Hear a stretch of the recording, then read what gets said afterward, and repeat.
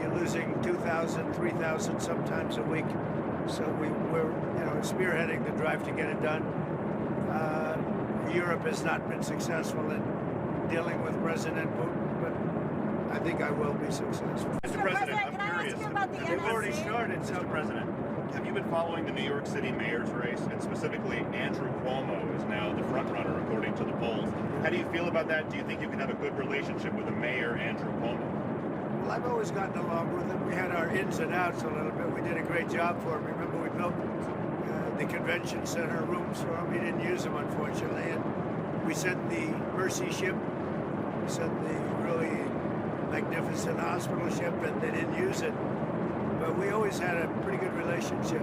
Donald Trump has had a rough day. The economy is faltering. Republicans are starting to turn on him, and his approval rating is sinking. This is why he was particularly agitated when he encountered his least favorite group, the press. Not only did he avoid questions about the struggling economy, but he also threatened a reporter on Air Force One when asked about one of the biggest scandals of his administration. We're going to dive into the details of that wild press gaggle.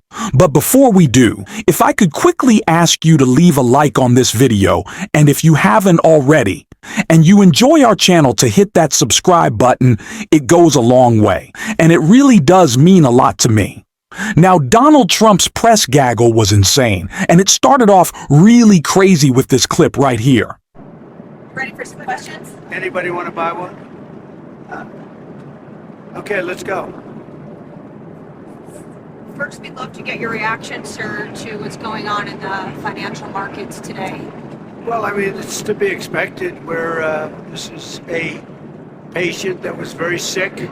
We really inherited a terrible economy, as you know, with a lot of problems, including loss of manufacturing and plants closed up all over the country. You know, we've lost 90,000 plants since NAFTA, if you think of that. 90,000. It's not even believable. And about 6 million jobs.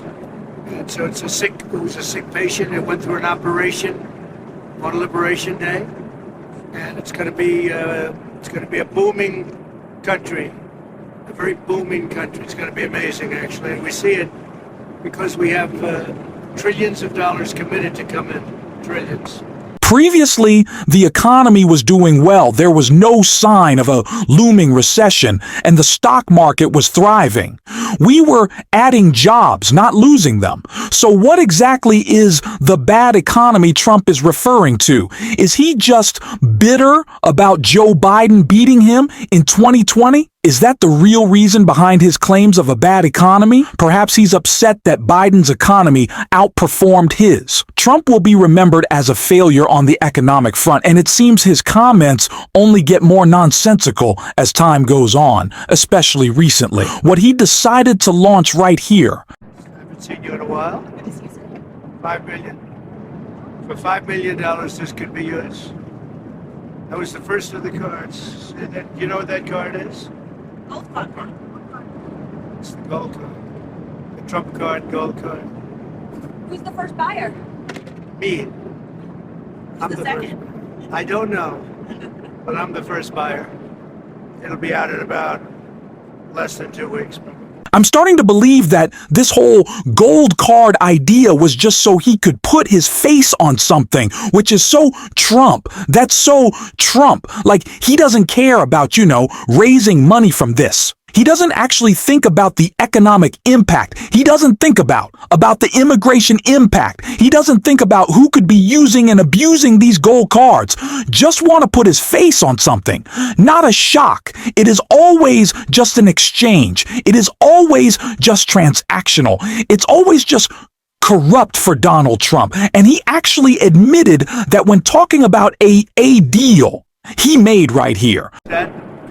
And it's going to make our country very rich. But are you open to deals with these countries if they're calling you? Well, it depends. If somebody said that we're going to give you something that's so phenomenal, as long as they're giving us something that's good. For instance, with TikTok as an example, we have a situation with TikTok where China will probably say, we'll approve a deal, but will you do something on the tariff? But the tariffs give us great power to negotiate. Always have. I've used them very well in the first administration, as you saw, but now we're taking it to a whole new level because it's a worldwide situation. And it's very exciting to see. And what it's done is driven a lot of great companies to our country, and you're going to see construction starting all over. I already got a couple of calls from Lee Zeldin from Environmental. He's got some big plans to approve. Like really big. Do you all remember the TikTok ban? The idea that TikTok would be shut down only for Donald Trump to miraculously save it? That was never the case. We even saw the CEO of TikTok at Trump's inauguration, and on the day Trump saved it, a little message appeared. Thank you. Thank you so much, Mr. President, dear leader. What really happened was that Trump worked out a deal to let TikTok continue operating just so he could take the credit for it. It's clear that Trump was more focused on securing the credit than on any actual concern for national security or safety. This became even more apparent when he was asked about Pete Hegseth, and his response, well, you'll see. When could that happen? On Pete Hegseth and this IG investigation, do you want to weigh in on that? What is it? There's an IG investigation into the Secretary of Defense's use of the Signal app. Oh, is that, you're bringing that up again? Don't bring that up again. Your editors probably.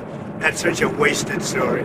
So what else? Chinese farmland. Donald Trump has made it clear that he's not willing to discuss certain matters, which some view as a threat. For example, he's revoked the Associated Press's press passes on Air Force One and has been limiting who can access the White House press pool. He also ordered a reporter to remain silent during a scandal he appears to be afraid of, signaling a clear attack on the reporter. Given these actions, one could reasonably be concerned for the reporter's safety. Despite this, Trump continues to avoid addressing his national security failures, which are numerous. This isn't limited to just one instance. Even figures like Laura Loomer have gotten involved, as seen in the clip. Not seen also. Can you tell us a little bit about your meeting with Laura Loomer and Mike Waltz today and how that came about? So Laura Loomer is a very good patriot. She is a very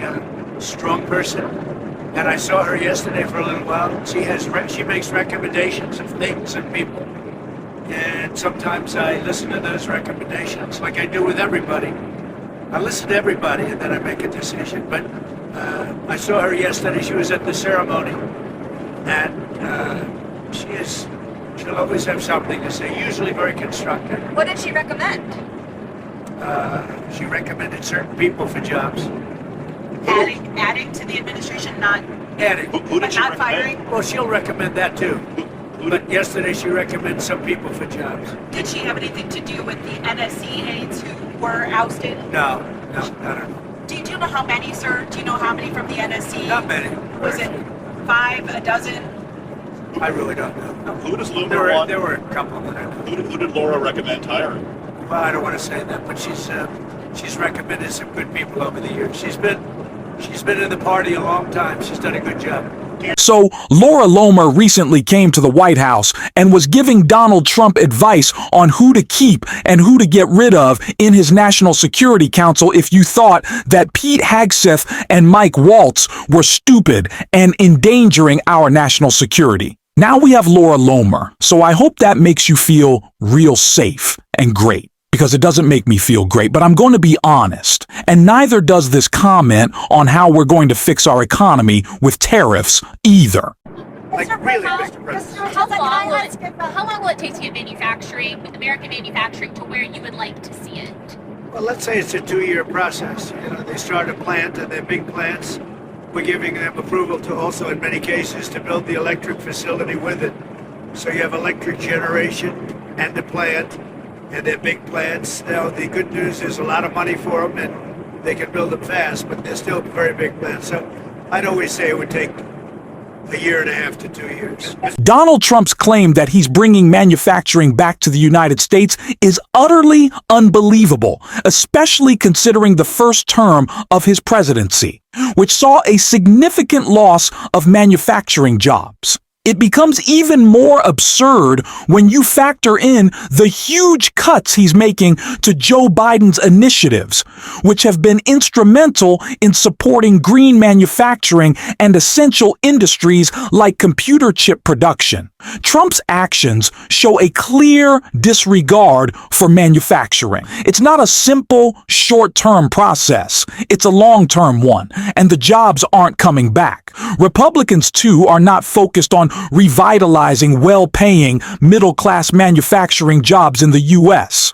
Instead, they seem more concerned with aiding their billionaire allies, a point Elizabeth Warren made in her takedown of the Republican budget. Donald Trump, Elon Musk, and the spineless Republicans in Congress have tried to create a sandstorm so that everyone will be distracted. There's something going on every minute, look in 50 different directions, because they don't want us to look at the number one place they are driving this country, and that is trillions of dollars in tax cuts for billionaires, paid for on the backs of seniors, on the backs of little kids, on the backs of veterans, and on the backs of everybody in America who is hoping that some research breakthrough will help a beloved family member who's dealing with a terrible disease. Don't believe us? Just listen to the Republicans themselves. During our last go-round on this budget, the Democrats stood up and said, if you're not going to do tax cuts for the wealthiest among us, let's just put that in the bill. Can we just write that down, put it in the bill, and say not going to be any tax cuts above this level? So we started out and we said, could we just agree in the United States Senate that no one who earns more than $10 million in taxable income in a single year, that is 1,000 of our population, that none of those people making more than $10 million in a year will see any tax giveaways in your budget? Every Democrat said yes. Every Republican said no. We got to preserve the ability to help those folks. So we said, okay, if $10 million is too low for you, those people are just too close to poverty to be able to promise they're not going to get any tax giveaways, how about $100 million in annual income? Once again, every Democrat said, yeah, let's put the cap there, and every single Republican voted no. So we said, okay, we get it. How about $500 million? If your income in a single year is $500 million or more, would you at least agree that those folks will not get a tax giveaway in the Republican budget? And every single Republican said, nope, got to preserve the opportunity to hand out those tax breaks for people making more than $500 million a year. So we decided to cap it off with a full billion. A full $1 billion in taxable incomes. Could we just agree as a United States Senate that anybody making $1 billion a year in taxable income will not get a big tax cut from the Republicans? And not one single Republican supported that. Every one of them said, nope, got to preserve the opportunity for tax giveaways for our billionaire friends. After all, let's remember, Donald Trump promised his, remember the word, rich as hell donors, that he was going to deliver on those tax giveaways. He's got his co-president Elon Musk in there, helping him right now grease the skids on that with all these cuts in the federal budget elsewhere. And that is where we stand. It's that families lose and billionaires win. Now, here's the trick in the game. They created a sandstorm hoping that we will be talking about things while they try to advance this budget over the next 36 hours. There's lots going on. There's tariffs, there's invading Greenland. Who knows what Donald Trump has done just while we've been standing up here. Republicans are always going to be focused on their billionaire buddies. That is the long and the short of it. And if you question them, they will attack you. That is what we know. That is incredibly clear at this point, and they will also attack the economy. I don't know why I'm laughing at that. These tariffs are so stupid. It is almost unbelievable sometimes, but we have to call it out every single day, and that is what we're going to be doing on the show. If you want to support that, as always, you can hit that subscribe button, leave a like on this video, and if you're stuck around at the end, drop a blue heart in the comments, and until next time, I'll see you soon.